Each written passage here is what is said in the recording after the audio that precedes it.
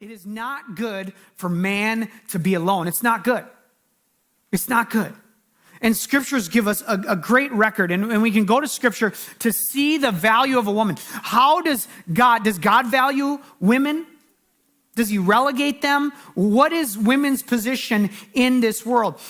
In his book, Who Is This Man?, John Ortberg, he talks about the value of women in the society that Jesus entered. He says, in the ancient Greco-Roman world, there were 140 men to every 100 women. Why? Because some baby girls were left to die because they weren't boys. The boys had more value. A first century letter from a husband to his pregnant wife says, if you deliver the child before I come home, if it's a boy, keep it. If it's a girl, discard it. A window into that culture that Jesus enters. The law of Rome required a father to raise all healthy male children, but only the firstborn daughter would require that same level of care. The rest was up to them. In the city of Delphi, out of 600 families, only 6 raised more than one daughter. There's a book written in 1990 called 100 Million Women Are Missing, about the gender imbalance in China, India, and elsewhere. And in Asia alone, there's 163 million more males to females. This imbalance causes poor families to sell their daughters and led to the rise in sex trafficking. So here comes Jesus. And we have a clear record of who he was and what he did. John chapter 4 is one of the best images I know of seeing how Jesus valued women. Okay? It's known as the woman at the well. There's a woman who is shunned by her society. She comes out of the town to go gather water at the city well. And she did so not in the morning or the evening in the cool of the day, but she did in the middle of the day. Why? Because she was an outcast from her society. She was shunned from her society. So she went out when no one else went out. We find out she was a moral outcast. She was either a prostitute or someone had multiple sexual partners. And so how is Jesus going to treat this woman? One extra detail about this story is that Jesus is Jewish and this woman is a Samaritan. Two groups of people that are constantly at odds, religious and political opponents, warring against each other for years. The Samaritans tried to worship like the Jews, but the Jews excluded them and cursed them. The Samaritans' food was even considered unclean to the Jews. So the Samaritan woman is trying to just gather some water. As she approaches the well, she realizes there's this Jewish man there and he won't leave. He won't leave. And she's probably thinking, hey, I came here alone. I want to be alone. I don't want anyone else around me. No one else wants me around them. Just leave me be. The world has been very harsh to her. But Jesus won't leave. He won't leave. He's in her way. And I imagine she doesn't want to hear a single word he has to say. She's been beaten down way too much and can't shoulder any other hurt or wounds. But Jesus is still there. And Jesus, as he sits there, he asks, hey, would you give me a drink of water? Once again, huge taboo issue because the Jews believe the Samaritans are unclean. John 4:9 says the woman was surprised. She was surprised to say the least. For Jews refused to have anything to do with Samaritans. She said to Jesus, you're a Jew and I'm a Samaritan woman. Why are you asking me for a drink? Do you ever ask somebody like a question and you don't realize that you just like hit a hot button? It's like you go to in your work, you ask, hey, can I have a paper clip? And they just fly off the handle. It's like, oh, okay, never mind. I don't need one. Okay. It's like, can I have a drink? Why are you asking me for a drink? It's like, okay. It just shows what she's been through.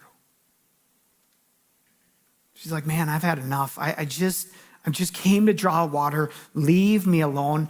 But Jesus extends a hand to her. Even though you're a Samaritan, he's like, I don't care. He crosses the line of the religious and racial differences.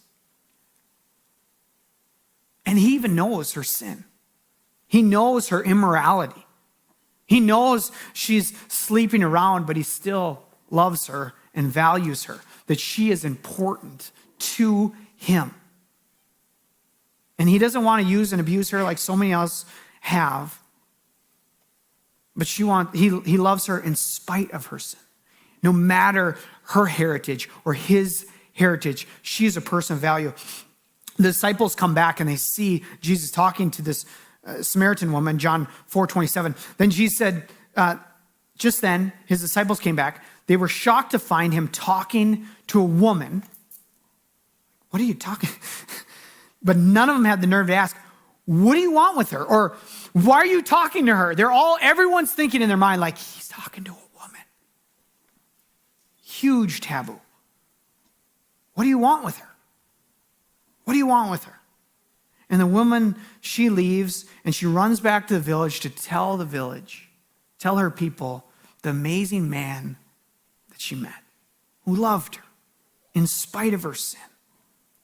That's how Jesus treats this woman. Let me share another story with you that shows Jesus' interaction with a woman. It's Mark chapter 5. This is a woman with an issue of bleeding, it's called. It's some sort of menstruation issue, but it's severe and constant. A constant flow of blood that doesn't stop for over a decade. And she's ceremonially unclean, so she has to be away from all the people. And Jesus moving with this crowd. So people by the thousands are gathering around and pushing in on him. Everyone's crowded together. And this woman who's unclean tries to slip in there just to touch Jesus. And so she makes her way in there. No one knows she's there. And she touches Jesus. And as soon as she touches Jesus, she's healed. And Jesus stops. And Jesus said to the people, his disciples, he's like, who touched me? And they're like, brother, everyone touched you. Like, everyone's touching us too. It's not fun, okay? He's like, no, who touched me? And he points out this woman. And even though we're not given a name of this woman, he knew her name. And he knew her pain. And he knew her issue. He knew she was an outcast. And the people would flee from her. But he stopped. And he said this. He said, daughter, your faith has made you well. Go in peace. Your suffering is over. Jesus loved her and valued her and cared for her. He didn't run from her, but he moved towards her. And all throughout Scripture, women played important roles. Oftentimes, in secular literature, they didn't even make it into the historical record, but the Bible continues to elevate the status of women again and again. The Bible shares stories like the boldness and the faith of a gal named Esther, who was elevated to the position of queen. And she risked her life to save the Jewish people as an order had been placed to destroy, kill, and annihilate all the Jews. She risked her life to save the Jewish people. And a book of the Bible is dedicated to her story. Deborah, the prophetess, the leader of Israel, gave courage to Barak, the military commander, to fight against their enemy, the Canaanites, and he would not go to war without her. We have Jael, I don't know how you say her name very well, this unsuspecting woman who's just in her tent, and the enemy army commander is fleeing for his life. He finds his way into her tent, and you know what she does? She takes a tent peg and drives it through his head. Woo! That's a bad woman. We have Rahab the prostitute, who hid the spies from Israel as God gave them victory over the heavily fortified city of Jericho. We have Mary, the mother of Jesus, who was so highly valued and esteemed that wrongly so, Many Christians pray to her, uphold her as one of the pillars in the faith. The churches and hospitals have been named after her for thousands of years. Jesus started a movement where his followers, inspired, wrote this in the scripture, Galatians 3. There is neither Jew nor Gentile, neither slave nor free, nor male, female, for you are all one. You know what this means? There's no difference between Jew and Gentile, or slave and free, male and female, in God's eyes. Every single one is equally valuable in Jesus Christ. We have the story in the scriptures of Mary and Martha, who Jesus invited. It's an example. If women so desire to come out of the kitchen and be a disciple of Christ, how controversial was that in that day? No other rabbi would ever consider such a thing. But in the Gospels, women became heroes. Priscilla started a church in her home. Mary Magdalene, Joanna, and Mary, the mother of James, were the first eyewitnesses to one of the most monumental moments of human history, when they saw the empty tomb. A story that was mocked by 2nd century Greek philosopher Celsus when he said about the resurrection, but who even saw this? A hysterical female? Don't be mistaken. Human equality comes not from progressive humans, but from God's design for creation. Equality does not come from progressive humans, but from God's design for creation. In vulnerable societies, women can be vulnerable. When war and unrest sweep a country, women often suffer. They're mistreated, abused, and trafficked. And it's us men's job to look out for them like Jesus did, to protect them and keep them safe, to have their best interests in mind, to honor and respect them. As 1 Timothy 5:2 says, to treat them as sisters with absolute purity. God created order in humanity, and it's man's job to protect women, to lead them well. And it doesn't mean women can't be leaders, but men are to be the servant leaders of their homes.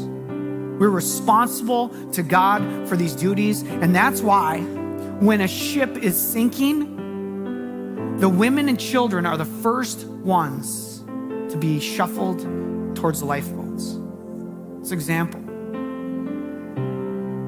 Men are to cherish and love women. Chivalry is not dead. We are to hold doors open for women, not because they need us to, but because they are deserving of that honor and respect. Men and women are not the same. Men are not women, and women are not men. They complement one another. They are gifts to each other. They're a blessing. They're wired differently, built differently, with the same value, created to be in union with one another through marriage, to fight battles together, to love one another, to be examples of Christ's relationship with his people. The difference between men and women, the differences between men and women are wonderful things to be celebrated. We both need one another. It's God's design and his order, and his creation is good. And oftentimes we go our own way. Oftentimes we get away from God's created order and we try to swing the pendulum too far, or we try to fix our messes, or we go our own way apart from God. But here's the takeaway I want for us today is life goes well when we, number one, we follow God, and number two, we follow God's order and design for the world. You want life to go well? So you follow God and you follow God's order and design.